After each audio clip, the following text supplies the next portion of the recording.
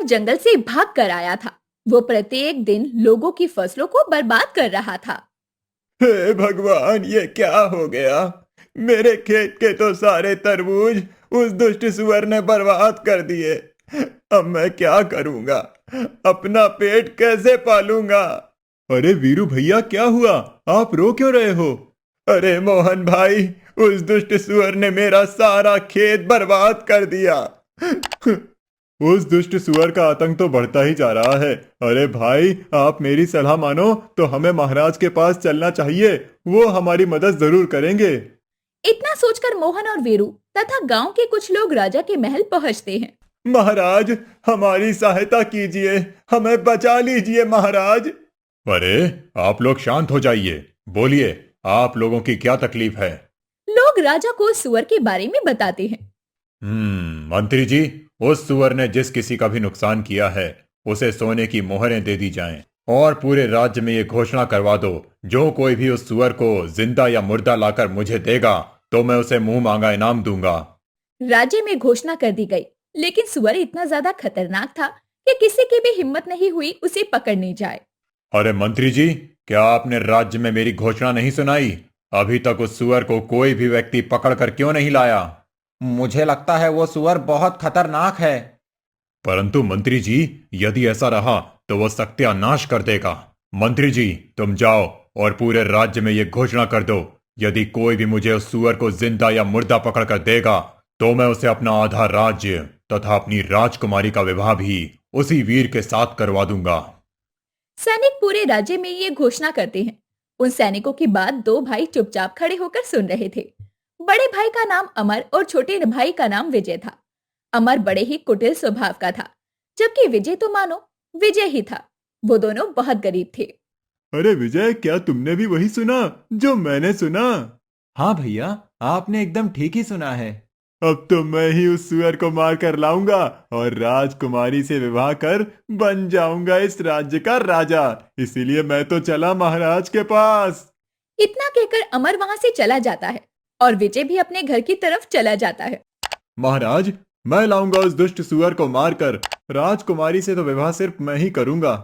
इतना बोलकर अमर जंगलों की तरफ चला जाता है। उधर उसका छोटा भाई विजय अपने बीमार पिता को सारी बात बताता है।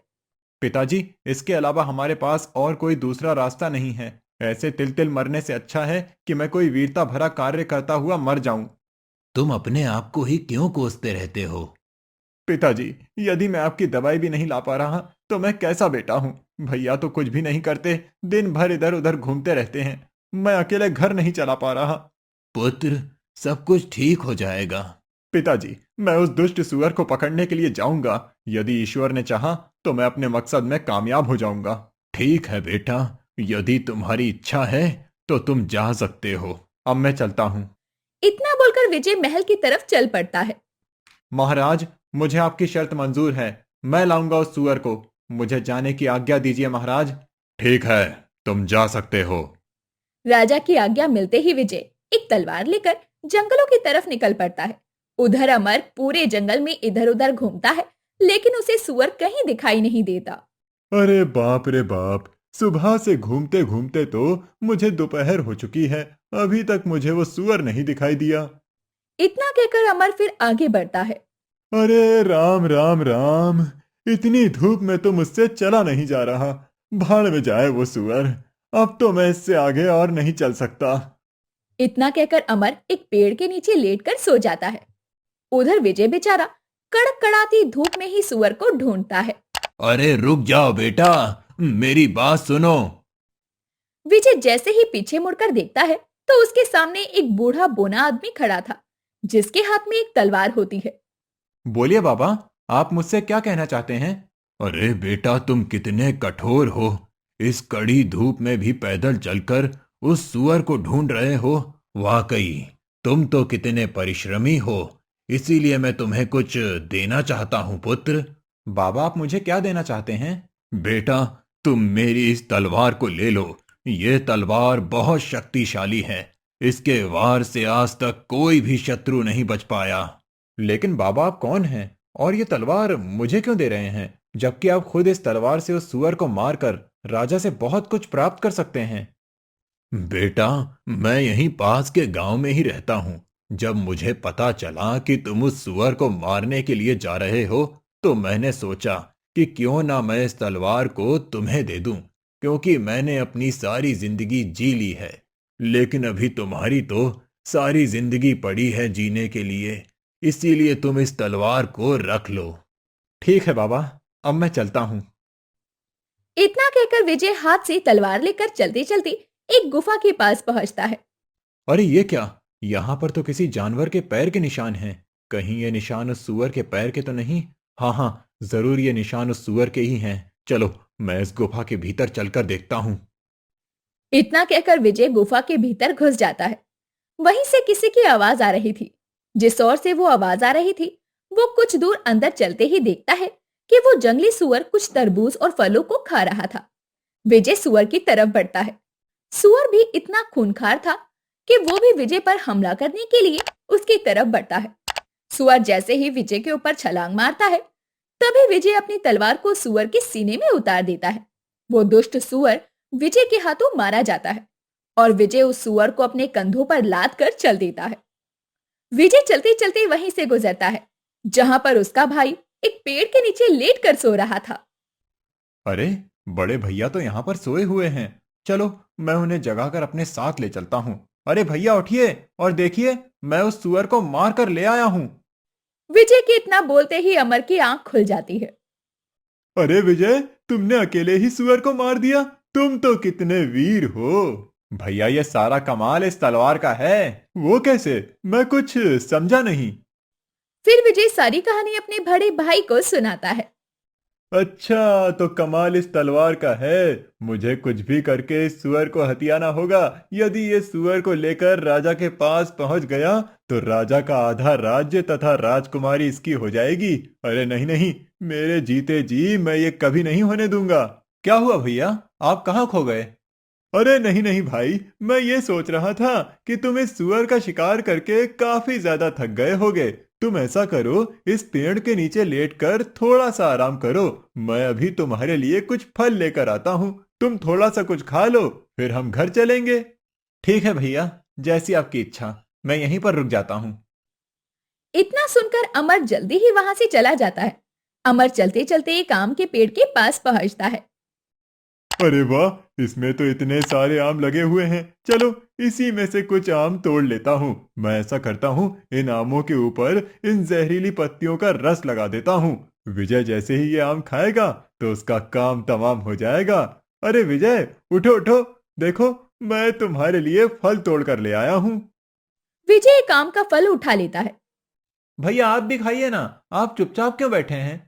अरे नहीं नहीं भाई, मैं तो पेड़ के पास बैठकर ढेर सारे आम खाकर आया हूँ। अब तो मेरे पेट में बिल्कुल भी जगह नहीं बची है। अच्छा ठीक है भैया, मैं कुछ फल खा लेता हूँ और कुछ फल पिताजी के लिए भी ले चलता हूँ। विजय ने अभी मुश्किल से एक ही आम का फल खाया था। अरे भैया, ये कैसा आम था? इसे खाकर तो मुझे चक्कर आने लगे। विजय जमीन पर गिर जाता है। अरे वाह वाह, विजय तो गया काम से। अब तो मैं बनूंगा राजा। चलो, मैं ऐसा करता हूँ, इसकी लाश को कहीं दूर झाड़ियों में दफना देता हूँ। अमर उसे गड्ढे में गिरा देता है। फिर कुछ ही देर में अमर ने विजय को मिट्टी से ढक दिया और मृत सुअर को अपने कंधे पर रखा और महल की तरफ चल दिया। राजा अमर के कंधे पर लदे उस सुअर को देखकर आश्चर्य में पड़ गया। आखिर इसके जैसा मूर्ख और घमंडी इंसान मेरा दामाद बनेगा? यदि मैंने अपना राज्य इसके हाथों में सौंप दिया तो मेरे राज्य का विनाश ये खुद ही कर देगा। अब क्या करूं? मैं अपने वचन से पीछे भी नहीं हट सकता। क्या हुआ महाराज, आप चिंता में क्यों डूब गए? विवाह की तैयारी कीजिए। अरे बेटा, मैं तुम्हारा विवाह अपनी पुत्री से अवश्य करवाऊंगा, लेकिन अभी नहीं। पंडित जी ने बताया है अभी 7 दिनों तक अच्छा मुहूर्त नहीं है। ठीक है महाराज, मुझे इससे कोई भी आपत्ति नहीं है। मैं 8वें दिन ही आऊंगा। अमर वहां से वापस चला जाता है। बेटा अमर, तुम्हारा भाई विजय अभी तक लौट कर नहीं आया है। वो भी तो सुअर का शिकार करने के लिए गया था। अरे पिताजी, मुझे क्या पता विजय कहाँ गया। आप खुद ही चले जाइए और विजय को ढूंढ कर ले आइए। अरे मैं तो चल नहीं सकता बेटा, तुम खुद जाकर देख आओ तुम्हारा भाई कहाँ है। वो वापस नहीं आया तो इसका मतलब उसे किसी जंगली जानवर ने खा लिया होगा। महाराज, 7 दिन तो गुजर गए, आज तो शुभ मुहूर्त है। आप जल्दी से मेरा विवाह राजकुमारी से करके मुझे आधा राज्य दे दीजिए। क्या ये मेरी बेटी की किस्मत है? यदि ऐसी बात है प्रभु, तो मैं अपनी पुत्री का विवाह इसी के साथ करने के लिए तैयार हूँ। ठीक है, जरा बैठो। मैं अपने पूरे राज्य में अपनी बेटी के विवाह की घोषणा करवाता हूँ। रुक जाइए पंडित जी, ये विवाह नहीं हो सकता। अरे बेटा, तुम कहाँ से आ गए? तुम तो मर गए थे। नहीं महाराज, मैं मरा नहीं था, मुझे मारने की पूरी कोशिश की गई थी। लेकिन विजय, तुम्हें किसने मारने की कोशिश की? महाराज, मुझे मारने की कोशिश किसी और की नहीं, बल्कि मेरे बड़े भाई की है। लेकिन विजय, तुम इतने दिनों से थे कहाँ? अरे मेरी एक बकरी कहाँ चली गई? अभी तो मेरी दोनों बकरियां यहीं पर घास चर रही थीं, लेकिन अचानक से कहाँ चली गई? तभी चरवाहे की नजर अपनी बकरी के ऊपर पड़ती है, जो बकरी उसी स्थान पर घास खा रही थी जहां कुछ देर पहले अमर ने अपने भाई विजय को दफनाया था। चरवाहा देखता है कि वहां पर ताजी मिट्टी खुदी हुई पड़ी थी। उसी मिट्टी के भीतर से एक हाथ बाहर निकला हुआ था। अमर ने जल्दबाजी में अपने भाई को दफनाया था, तो उसका हाथ मिट्टी से बाहर ही रह गया था। ये देखकर तो चरवाहा काफी डर जाता है। अरे ये हाथ किसका है? चरवाहा जल्दी से उस हाथ को पकड़कर देखता है। अरे ये इंसान तो जिंदा है, इसकी तो सांसें चल रही हैं। चलो मैं जल्दी से इसे बाहर निकाल लेता हूँ। चरवाहा बिना देर किए हुए जल्दी से मिट्टी को हटाने लगता है और विजय को बाहर निकाल देता है। अरे भाग्यवान, तुम जरा सा इसका ध्यान रखना, मैं अभी वैद्य जी को बुलाकर लाता हूँ। अरे भाई, मैं तुम्हें एक औषधि देता हूँ। तुम उस औषधि को पीस कर रोज इसके तलुओं पर लगाना। यदि ईश्वर ने चाहा तो ये युवक जल्दी ही ठीक हो जाएगा। वो चरवाहा प्रत्येक दिन उस औषधि को विजय के तलवों पर मलता रहता है। इसी प्रकार धीरे धीरे 7 दिन गुजर जाते हैं। अरे भाग्यवान, आज राजा की पुत्री का विवाह है और जिसके साथ राजकुमारी का विवाह होने जा रहा है उसका नाम अमर है। उन दोनों पति पत्नी की ये बातें जब विजय के कानों में पड़ती है तो उसे होश आ जाता है और वो महाराज के पास आता है। सिपाही, इस दुष्ट को ले जाओ और फांसी पर चढ़ा दो। और फिर बड़ी धूमधाम से विजय का विवाह राजकुमारी के साथ कर दिया जाता है और विजय को ही उस राज्य का राजा बना दिया जाता है।